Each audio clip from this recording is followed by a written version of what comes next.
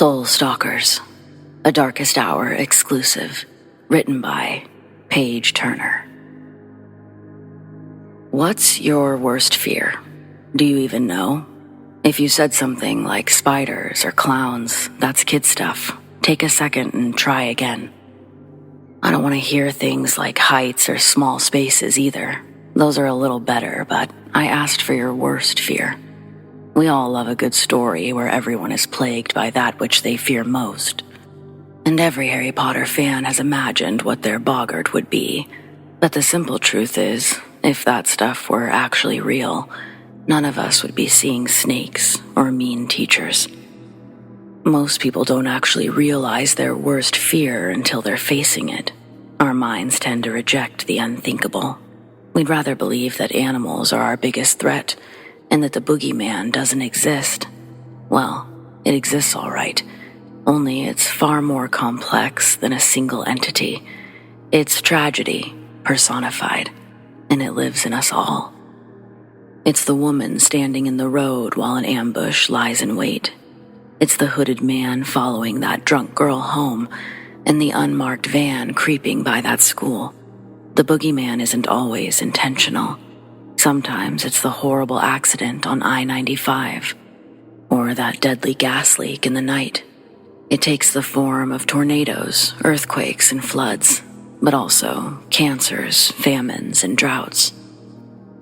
It's our deepest fears buried in the farthest reaches of our subconscious.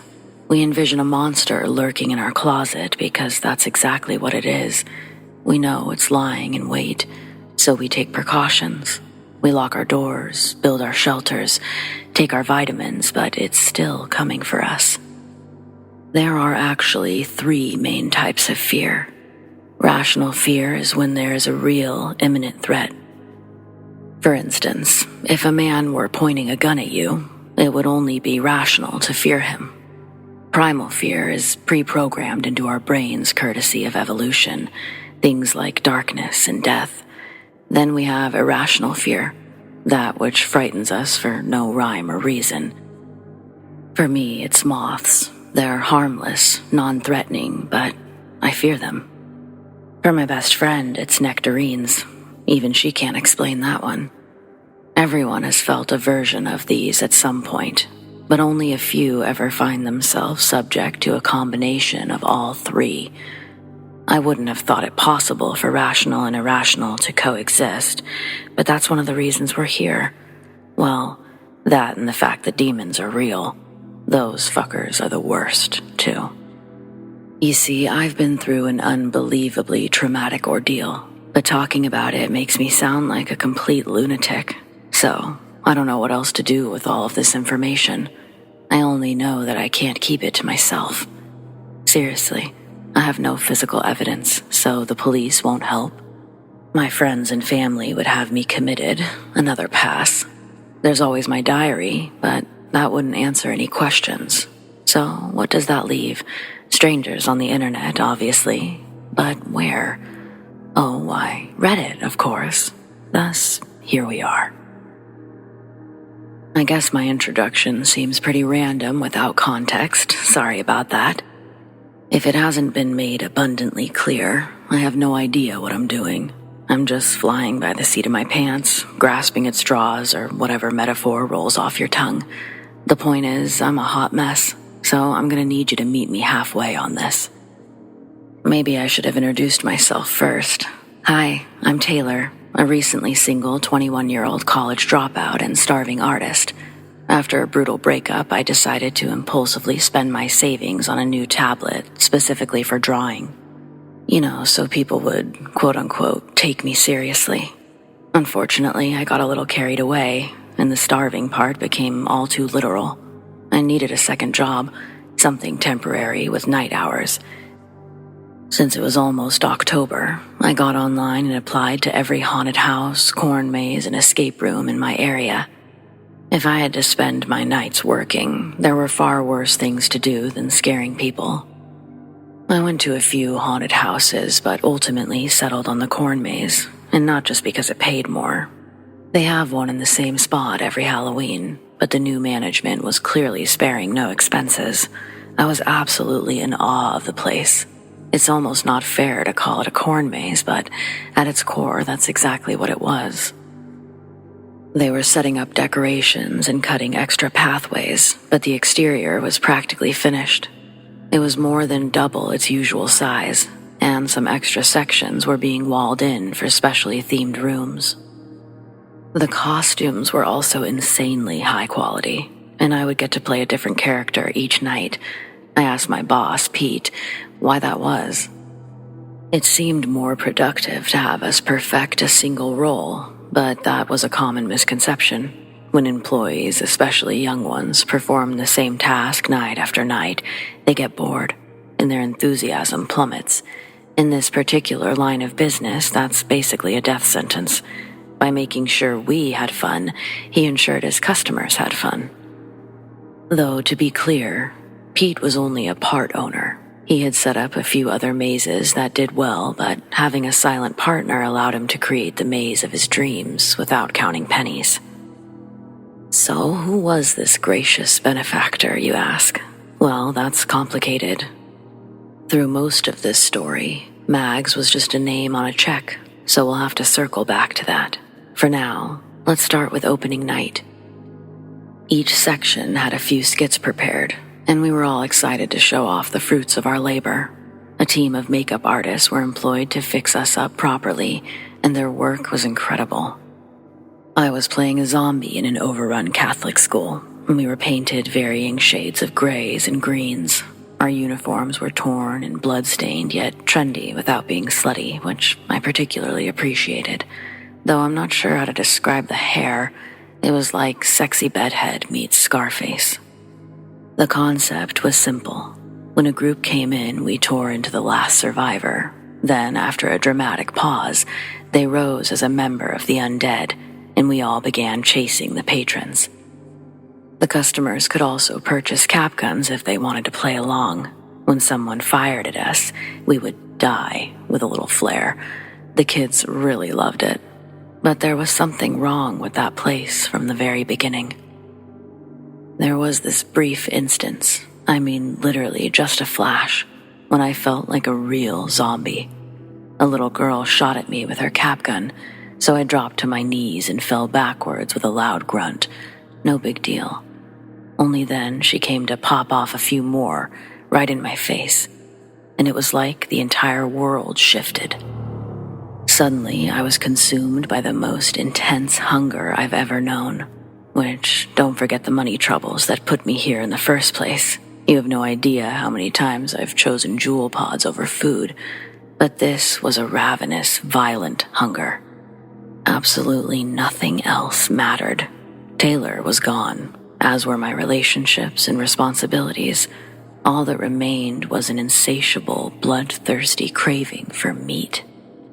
I could hear the child's blood coursing through her body like a surging river. And the smell, it was like smelling the best Thanksgiving dinner of my life. I would die if I didn't devour her immediately. One second I was lying on my back, and the next I was lunging for her, my eyes locked on her plump, tender, red cheeks.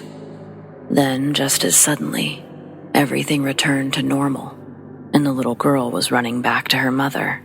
They seemed to think it was all part of the act, so I let myself believe the same, until it happened again the following night, only I was a roamer instead of a zombie.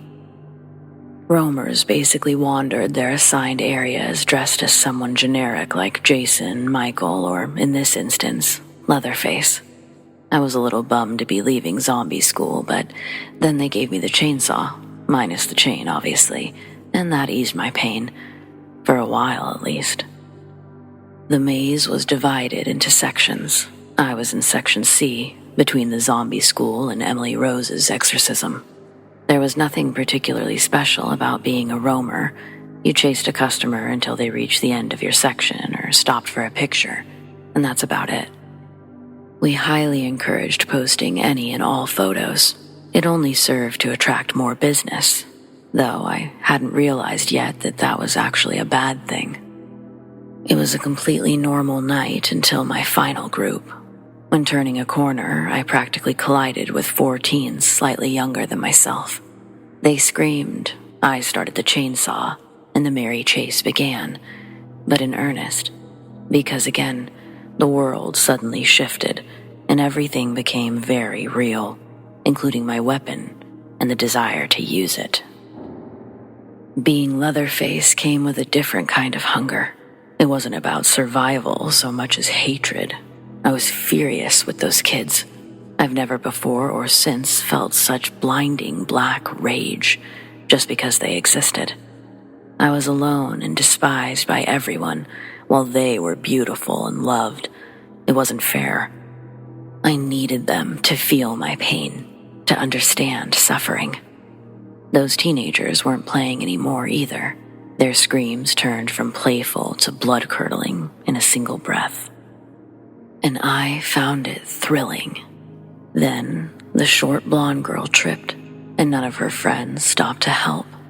I don't recall moving. I was just instantly upon her as she began to rise. The chainsaw jerked as it entered her back. But I was prepared for the recoil and held it firm, relishing the moment her desperate screams eventually fell silent. I had to step on her to pull the saw free and couldn't help smiling at the wet, crunchy sound it made. Upon resuming the chase for her friends, I turned the last corner to see them entering an old wooden barn. There was a split second of crushing disappointment before the world shifted once more, and I was left standing before the entrance to our Emily Rose exhibit. The outside was decorated to emulate the movie's barn, but for that one instant, I'd been staring at an actual barn. My chainsaw was once again chainless, but okay, this is about to get even more confusing. So originally, my saw didn't have any fake blood on it, but now it did. Real blood would have still been wet, yet this was more like dried paint. I ran back the way I came, and the dead girl was also gone. In her place was a new fake blood display, and upon closer inspection, I noticed chainsaw marks on the ground where it pushed through the front of her chest. I wasn't imagining that. It wasn't there before, yet if I tried to tell anyone what happened, my only piece of evidence would be a decoration. I studied my coworkers as we changed out of our costumes, but everyone else seemed to be in a great mood while I was waiting to be arrested for murder. After hurrying out of the dressing room and into my car, I replayed the event in my mind until a soft knock jerked me back to reality. It was Pete. We were suddenly the last 2 in the parking lot, and he didn't feel right leaving me alone. I appreciated his concern and drove home so that he could do the same, but I never stopped seeing the fountain of blood that erupted from that poor girl's back. My brain wouldn't stop. Her body has to be somewhere. What happened to her friends? Surely they reported her missing, unless they didn't make it out either. That's when I thought to look on Instagram, and within minutes, I had all 4 of their profiles. Each one had tagged the maze in several photos, including a clearly staged shot of me pretending to chase the blonde. But it had to be fake. I never stopped to pose with that group, at least not consciously. The girl's name was Maddie. Her smiling photo winked at me, but I only saw the horrified expression she wore while being impaled with a chainsaw. Also, before anyone asks, yes, I was the only Leatherface that night. Pete never doubled up on his killers. I didn't know what to think unless I was truly going crazy. The whole thing felt like a complete break from reality. I went to bed hoping to wake up feeling foolish, which I did. But then each night grew progressively more unsettling until there was no denying it. Something was seriously wrong with the maze. We originally planned to be closed on Mondays and Tuesdays, but there was such high demand for admission that we had to stay open 7 days a week. Even if nothing strange had happened before this, I should have known something was wrong when we didn't hire extra staff. There was no need. Out of the more than 50 employees, no one wanted a night off. We were all having too much fun. Well, the support staff came and went all the time, but they weren't real employees. The customers, however, loved the maze as much as we did. Out of thousands of reviews, none of them were negative. Can you believe that? You shouldn't. In case you aren't familiar with how the internet works, that isn't actually possible. No matter how perfect you are, no matter how many fans love you, a percentage are always going to hate you. It's just basic math. You can't please everyone, but even if you could, trolls exist and they'll get you every time. But not this time. Not for the maze. Honestly, the maze was kind of like an addiction. I knew it was unhealthy. I just didn't care. Plus, there were plenty of good excuses like, better make money while I can, or I'm basically just going to a Halloween party every night. Like that was any healthier. But I think the real turning point came at the end of our last week. I was roaming Section A between Bloody Mary's bathroom and Dr. Frankenstein's lab as Ruby Lane. For those of you unfamiliar with the Fear Street trilogy, imagine a hot college chick from the 60s running around with a straight razor like she's Sweeney Todd. And then you've got the right idea. Her look is phenomenal, and she sings a creepy song. And that's pretty much horror gold in any book. Again, most of the night was normal, and then the friggin' world shifted the moment I laid eyes on my last couple. Two men appearing in their mid-30s were running along the path when they saw me and came to a sudden halt. The dark-haired one tried running back only to be stopped by his partner. He seemed to fear whatever was behind them more than my razor blade. I'm not sure how to describe the emotions inspired by Ruby Lane. There was a large part of me that felt excited, giddy even, at the sight of two fresh playmates. Yes, I remember specifically thinking the word playmates. Yet, though considerably smaller, there was also a part of me that desperately wanted to run away. Of course, that desire was moot since the larger part immediately took control, and I was upon the two men like a rabid banshee. The dark-haired man was faster. He leapt out of reach and ran for his life, but his partner panicked, and I cut his throat in a single fluid motion. The sight of blood pouring down his front was mesmerizing. Both funny and beautiful at the same time, it held me captivated until I was suddenly hit from behind. There was no pain, just an unexpected momentum forcing me to the ground, and it only stalled me for a few seconds. The first man could have survived had he not returned to cry over a corpse. As I regained my footing and came within striking distance, he lunged at me with a large pocket knife. The scuffle was brief, not even worth calling a fight, but his attack left me with a deep gash to my upper arm, at least until the world shifted back. And then it was no worse than a cat scratch. I feel awful for the part I played in ending yet another human life, but God, why couldn't he just keep going? Now they're both dead, and I have to live with knowing what actual madness feels like. Okay, fine. The last part wasn't actually his fault. It just sucks really bad. Once home, I went straight to Instagram where I found my victims almost immediately. Their pictures told the story of a great night at the maze. There were dozens between them, including a selfie which showed us all smiling for the camera, my face on full display. The last photo showed the couple posing under our Reaper as they left. Not a scratch on either one of them. The exit was one of the few things that never changed since it was everyone's favorite spot to take pictures. To leave, you walked beneath a covered pathway leading back to the parking lot. At the end awaited our giant Grim Reaper, swinging his scythe, and the exit's awning was his curved blade. The idea was to convey, you only think you escaped. The irony would be comical, if not so tragic.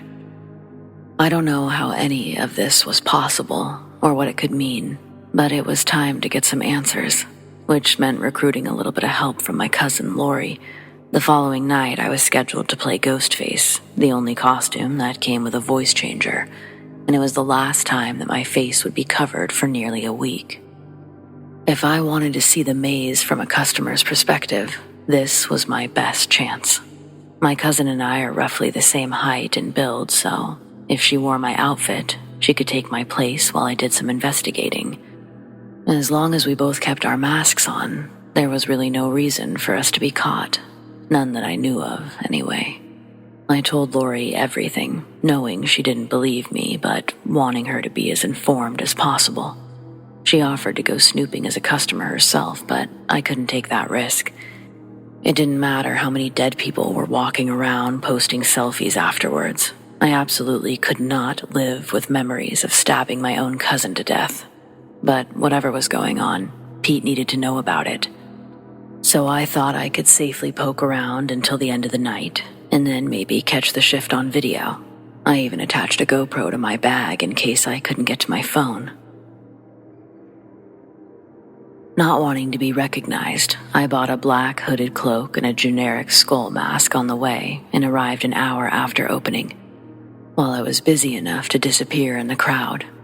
It was like a totally different place. Right away, everything seemed very real, but I chalked it up to the same effect as watching a magic show. You know, in the audience, you only see the angle they want you to see. But from backstage, the illusion is immediately dispelled. Suddenly, mirrors are everywhere, and the floating lady is lying on a platform. That's exactly what entering the maze felt like as a customer. The entrance's open-roofed walkway had Greek fire painted down the length of both walls. I'd walked it nearly 100 times, and it had never been heated. But I was suddenly pouring sweat. I only remained confused for a moment before panicking at the realization of a drastic oversight. I assumed customers and employees alike experienced the shift from one reality to the next just before closing time, and that everyone, except for me, lost their memories immediately upon shifting back. But now I wondered if we were shifting throughout the night, and I was only retaining memories of the final transition. If that were the case, I would be in serious danger for the entire 3 hours. I had encountered costumed customers before, and they remained human, so I was confident the same would be true in my case. Sadly, I didn't know about the employment contracts yet, but hey, I was also blindly assuming my shifting reality theory was correct, so what do I know? If I had any sense at all, I would have aborted the mission, but once I got out into the open again, I instantly felt better. I wanted to believe it was just paranoia, but if I really had felt the heat from the Greek fire, at least there might be some kind of warning before the shift starts, right? That simple, ignorant theory was enough to keep me going. Most of the themed rooms are optional. Sure, people usually want their money's worth, so they specifically visit each one, but there are technically several routes that lead to the exit with minimum engagement. There's only one room that must be crossed.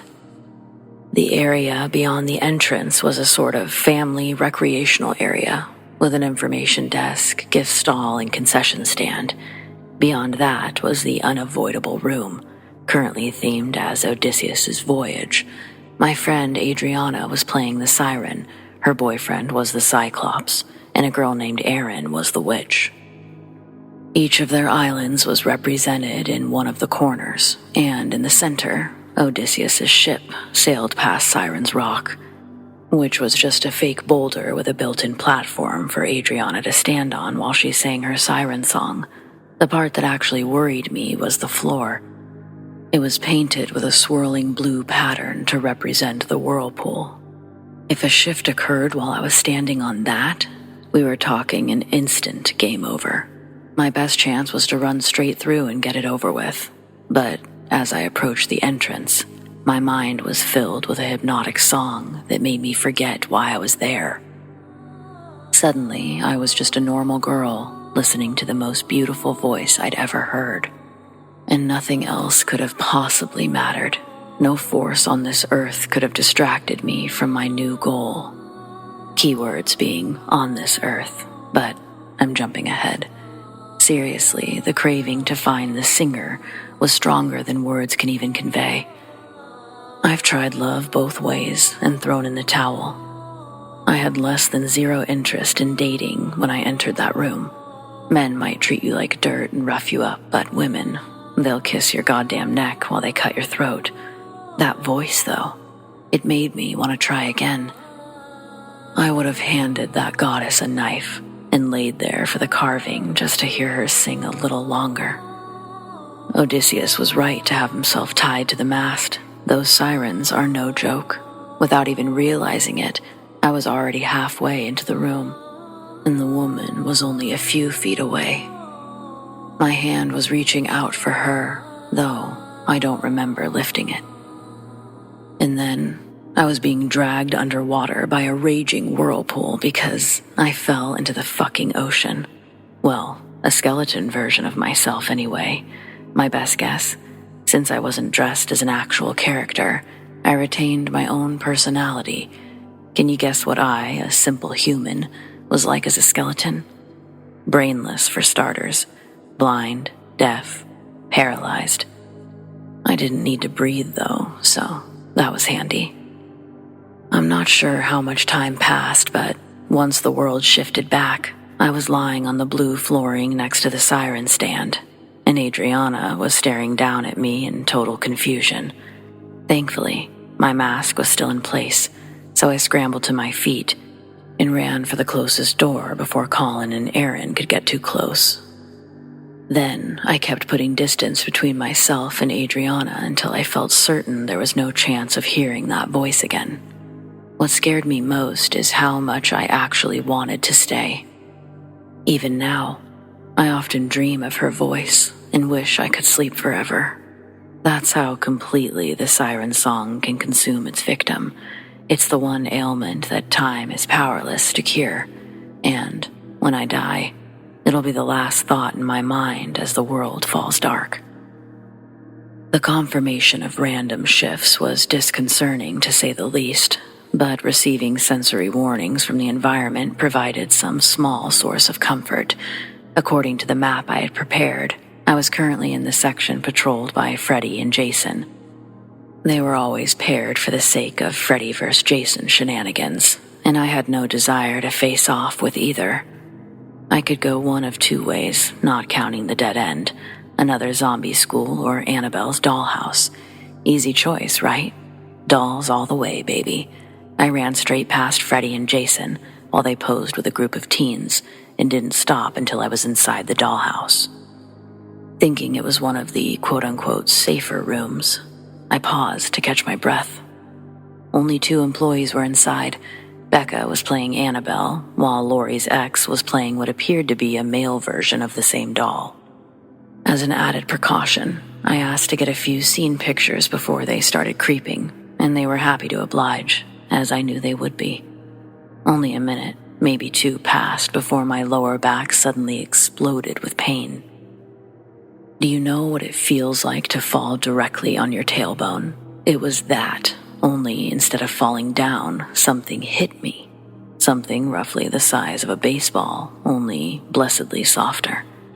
With a surprised yelp, I turned in search of the source. But my back had been to the wall. No one else was on that side of the room. There were only a few shelves containing various toys, including a rubber ball that was an exact match to what I had envisioned hitting me. I knew there was some vital piece of information to glean from this, but my mind refused to connect the dots. Still, even though I didn't understand the mechanics behind it, I knew that cheap shot had to mean the next shift was coming. Of course, it's obvious now that I know the answer, but a load of good it did me back then. You see, there was a fundamental flaw in my original theory. I'd been operating as if the world was shifting between 2 realities, as if only one version could exist at a time, but that proved to be wildly inaccurate. In actuality, my consciousness was shifting between 2 planes of existence on which both sets of events were occurring simultaneously. I know, it's confusing. That's why I was trying to take you through this in baby steps, but It's hard to explain something you barely understand yourself. For now, think of it as being split into two. Most of the time, my consciousness was with my physical body in the real world, while my soul was trying to survive on the other side. But sometimes, my awareness was able to join my soul for short durations. Had I understood this, the danger would have been obvious, but you know what they say about hindsight and all of that. If you're reading this, you're likely a big fan of horror, but I'm really not. I always enjoyed Halloween, but for the rest of the year, I barely know this stuff exists. I knew Annabelle was a possessed doll connected to that famous Warren couple, but not what it actually did. I just expected it to be really easy to win a fight against dolls. Yet now even that was beyond me, thanks to my costume. My only hope was to get the mask off before each shift. With my head down and my hood pulled low, I could probably remain unrecognized through the darker areas, but not in that lit-up dollhouse with Laurie's ex. With my phone set to record, and don't forget about my GoPro, I rushed out the door and into Michael Myers territory, shedding my mask just in time for the next shift. It worked. I was no longer a skeleton. Just plain old Taylor in a cheap hooded cloak. I actually thought things were looking up for a second. If I had to film a real murder being committed, Michael was by far one of the better options. He might be invincible and super strong, but getting stabbed didn't seem so bad compared to what Pinhead or Pennywise might do. Even so, it wasn't an easy thing to witness. The screams began almost immediately, and I had to force myself to run towards them instead of away. I passed others who were fleeing and did my best to capture the chaos, the terror so apparent on their faces, until finally, there was nothing left between myself and the still active murder scene. Centered in my camera frame, a grown man dangled several feet above the ground as Michael held him firmly against the side of Hannibal Lecter's house, formerly just a kitchen, and stabbed him multiple times. I took a few steps to my right, making sure to capture the full change of scenery, along with a close-up of the victim's face as he lost consciousness. The hard shots were a necessary evil. If Pete was going to take me seriously, there could be no room for doubts. Michael discarded the man's now limp body in favor of the bloodied woman emerging from Lecter's house.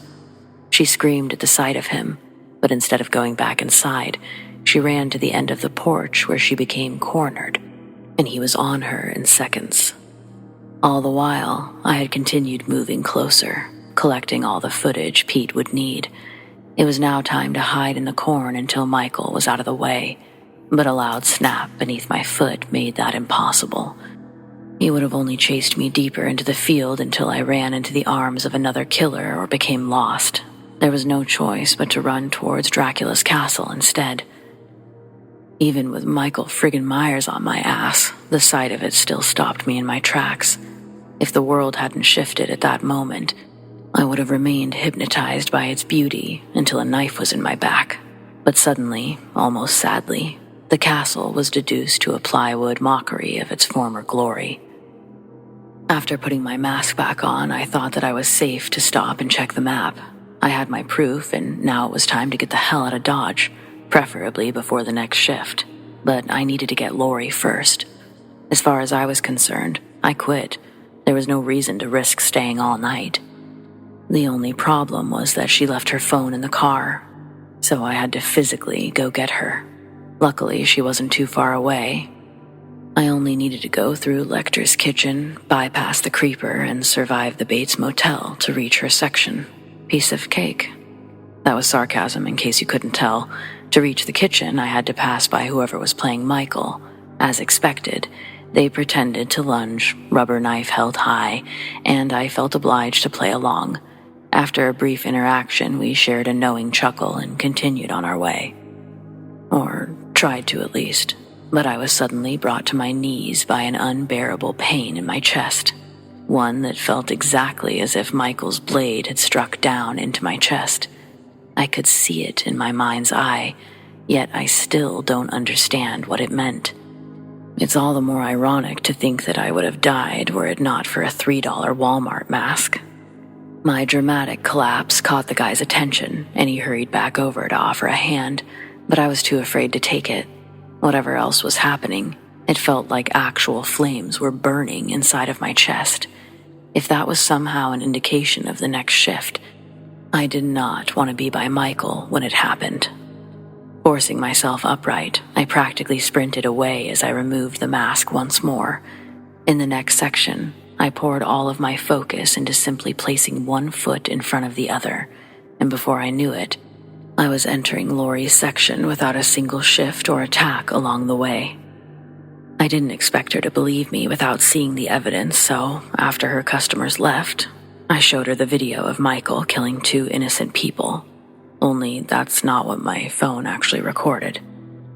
The video I showed Lori featured some random guy posing with Michael before leaving with his friends.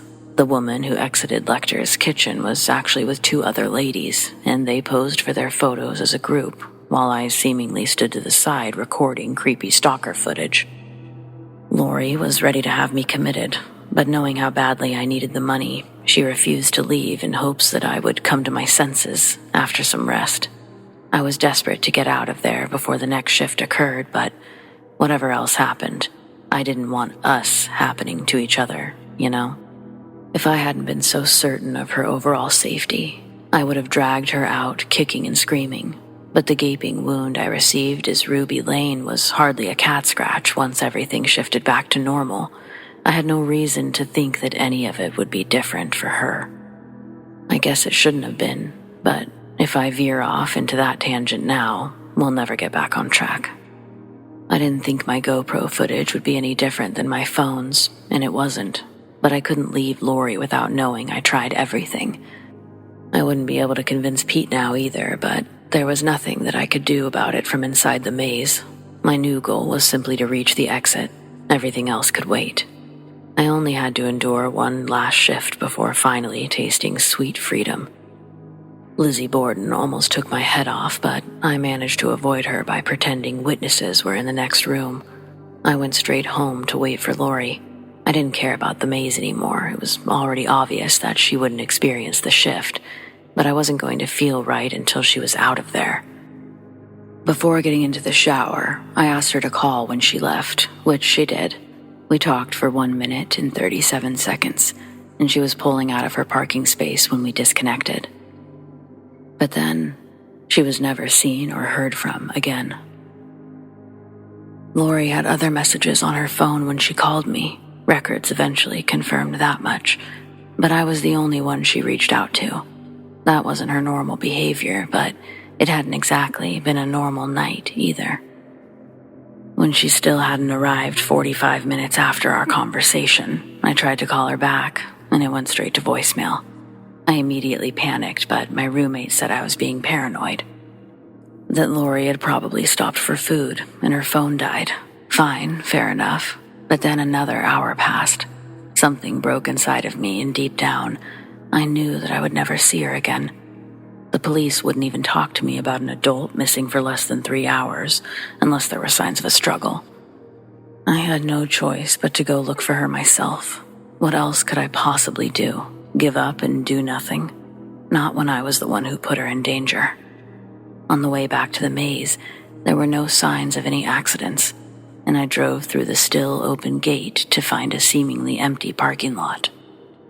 After making a slow lap around the perimeter, I drove back toward the highway, still looking around for anything suspicious, and barely managed to stop before ramming into the now shut gate. Someone had locked it behind me, but I still hadn't seen anyone else. I almost opened my door. I knew the lock's combination. In theory, I should have been able to let myself out, no problem. But what if whoever shut the gate was waiting for me to do exactly that? I may not be huge on slasher flicks, but I'm a true crime expert, baby. No one is getting me out of the car. I was ready to dial AAA and sit tight. No sooner than I reached for the button did my phone begin ringing through the car speakers on max volume. It was Marilyn Manson's "This Is Halloween" cover, Pete's ringtone. and my entire body was shaking like a cheap motel bed as I answered the call. I had wanted to believe he was innocent in all of this, but seeing his face on my caller ID, it made me feel like the biggest fool in the world. Of course he knew. I began to doubt his business partner even existed, but I would soon be proven wrong on that front as well. Actually, I turned out to be wrong about almost every guess that I had made during this ordeal. I don't really understand how I'm still alive. Pete sounded like his usual self, jovial with a dollop of sarcasm, but his words conveyed a different sentiment entirely. The way he invited me to join him in the maze strongly implied Lori was there too. That was really all I needed to hear. Anything he said after that was just white noise. Part of me knew that Lori was already dead, but if there was even a 2% chance of saving her, I had to try. The drive back to the parking lot felt a bit like going to my own funeral. When I was a kid, I saw a scary movie where the opening scene showed a single grave in the desert and the tombstone read, "Poorly lived, poorly died, poorly buried, and nobody cried." I saw that movie once and never thought about it again until that very moment, when those words suddenly began repeating in my mind like an unwanted mantra. They didn't leave me until I joined Pete in the family rec area, but they've come and gone a dozen times since. The longest stretch lasted 12 hours. Now that was a bad day. Pete offered me a bottle of water from the concession stand, but I declined, lest it be poisoned. Seemingly amused by my paranoia, he invited me to sit at the nearest picnic table, where we discussed many things, beginning with how I misunderstood his implications regarding Lori. He never said that she was still there, only that he had spoken to her. Apparently, they were very concerned about me when they learned an imposter was working in my section. Yeah, he fully switched to we this and we that, like he and I weren't the only two sitting there. But he always was a hard man to interrupt. He had a habit of talking over other people's questions until he was damn good and ready to answer. Once they confronted Lori and learned that she was my cousin, they found her delightful. They also completely understood the need for a night off and appreciated the initiative of finding my own substitute. But for quote-unquote liability purposes, she couldn't work without signing an employment contract, which she wasn't willing to do. So they were forced to send her home, the end, as far as he was concerned, or they were concerned. Pete finally paused long enough for me to confirm he was referring to his business partner when he said we. The name on our checks was Margaret V. something complicated, but she prefers Mags, double G. He clarified this like I would need to spell it for some reason. Oh, hey, I did need to spell it. How about that? Sorry, it's been a long night, and it's starting to rain. I'm tired, but if I don't finish this now, I'll never work up the courage to do it later. We're almost at the end, though. Just hang in there a little longer, and we can all get some rest. Wait, where was I? Oh, right, Mags. While Pete was praising Mags and her wallet for saving him from a lifetime of mediocrity, she suddenly emerged from the shadows, and a short scream escaped my lips. She appeared to be in her mid to late 30s and had a stern face with long, flowing black hair, but her body was nothing more than a shapely silhouette. Pete had wanted to convince me nothing out of the ordinary was going on, or, short of that, convince me to join them in a quote-unquote lifetime of success and happiness, because that always worked out so well in the movies. But Mags grew impatient before he could even try. Upon pointing out that I still didn't know what was going on in the first place, she snorted in disbelief, and a short burst of flames shot from her nose. My jaw actually dropped in disbelief, but she thought that I was faking that as well. I spent far too much time convincing a demon that my stupidity was genuine, which only served to further prove my point, but eventually I was able to pry the full story from them. First and foremost, Pete, Yeah, he's definitely an evil dirtbag, just slightly less than I thought. His original story held a lot of truth. He really had opened other corn mazes. They were just much less successful than he led us to believe. Even so, the damn things were his dream. Every Halloween, he would pour all of his money into one and then be lucky to break even. But last year was the worst one yet. Right after wasting all of his money on another mediocre location, a much larger maze with a much bigger budget opened up less than 20 miles away, and he lost everything. That's when he decided to make a deal with the devil, only he wasn't important enough to land a date on Satan's calendar. Nor was he willing to sell his own soul, just other people's. Mags was the only demon willing to hear his plan. You see, it was previously considered impossible to cheat someone out of their own soul because they must be freely given, and always for something in return. It doesn't matter what you pay, as long as the seller accepts it. Those conditions were nothing for a guy like Pete in his maze. He proposed making a fun admissions contract that customers could sign in exchange for a t-shirt saying, "I sold my soul at the maze, but all I got was this lousy shirt." Mags thought it was brilliant, and they were signing their own contract soon after. By the time his pitch was made into reality, the admissions agreement also included a copy of the contract in a cute little gravestone frame. I gotta hand it to him. Pete always did have a twisted sense of humor. As for myself and the rest of the staff, it was in our employment contracts. When we were presented with our standard agreements, he jokingly said to read the soul clause carefully. None of us did, obviously, but legally speaking, we never actually agreed to work there.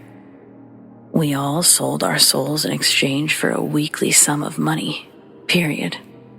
Even though I didn't work for the last week and a half, they still had to pay me as if I had, or my contract would have been voided.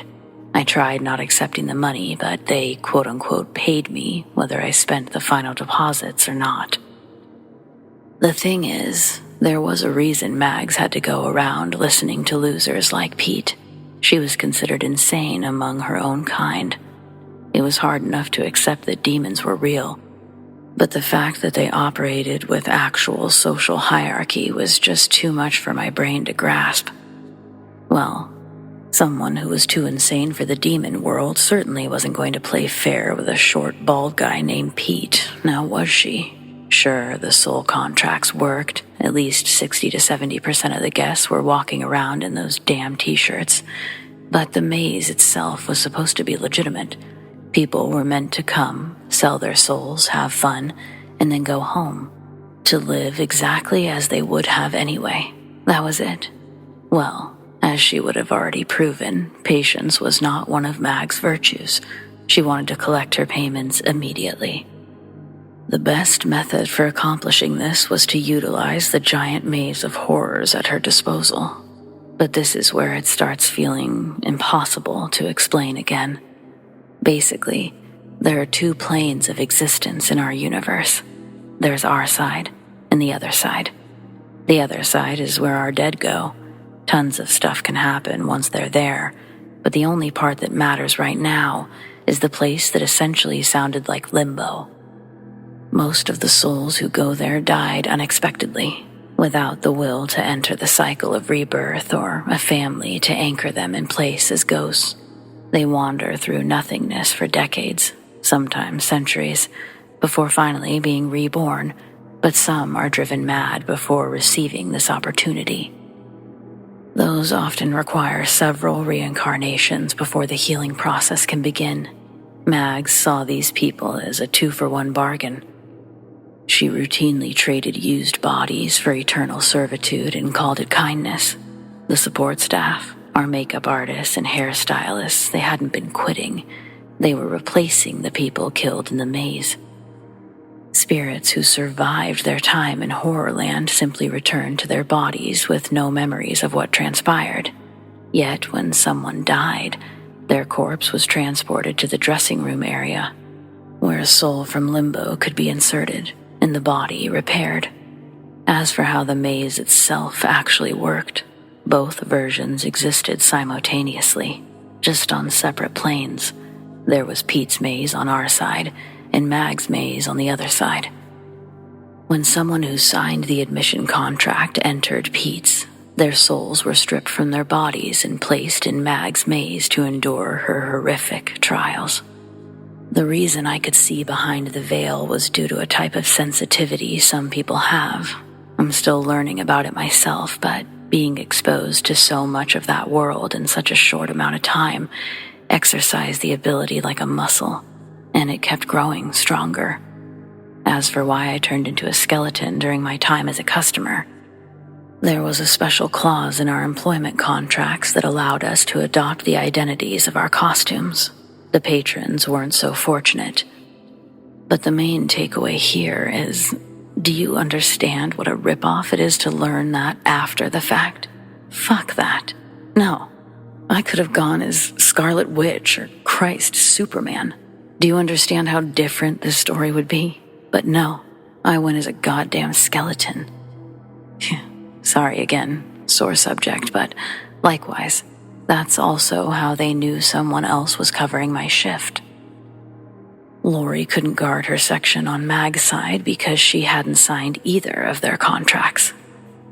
I do take a measure of comfort in knowing that she had her soul in the end, but I'll never forgive myself for what happened. We can't even give her a proper burial. When the dastardly duo finally finished spouting their evil scheme like actual movie villains, I couldn't handle the pressure of waiting to die any longer. I asked that my murder be quick and preferably without pain, but didn't want to get my hopes up on that second part.